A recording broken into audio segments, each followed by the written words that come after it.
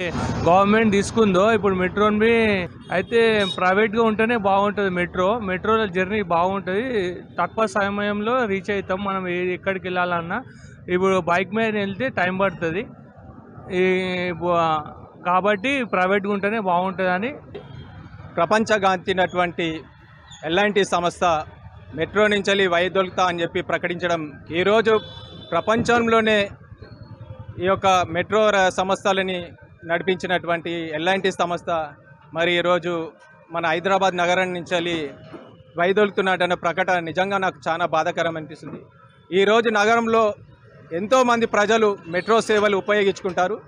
రోజుకు నగరంలోని 5 లక్షల మంది ప్రజలు ఈ మెట్రో సేవలను ఉపయోగించుకొని వారి యొక్క గమ్యస్థలానికి వెళ్ళడం జరుగుతుంది.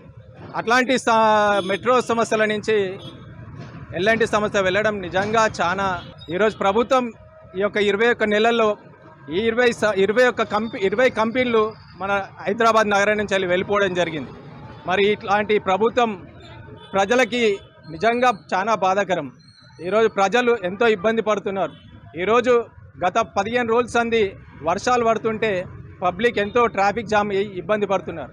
అలాంటి సమయంలో ఇప్పుడు మెట్రో కూడా ఇబ్బందిలా ఉంటే చాలా బాధాకరం. ప్రభుత్వం ఇలాంటి చర్యలకు ఉపయోగిస్తే ప్రజలు తిరగబడతారు. దయచేసి ఇప్పటికైనా ముఖ్యమంత్రి గారు గమనించాలి. ఈ యొక్క ఎల్ఎన్టీ సంస్థలతో మాట్లాడి ఈ యొక్క సేవలు మళ్ళీ పునరుద్ధరించాలని చెప్పి నేను కోరుకుంటున్నాను.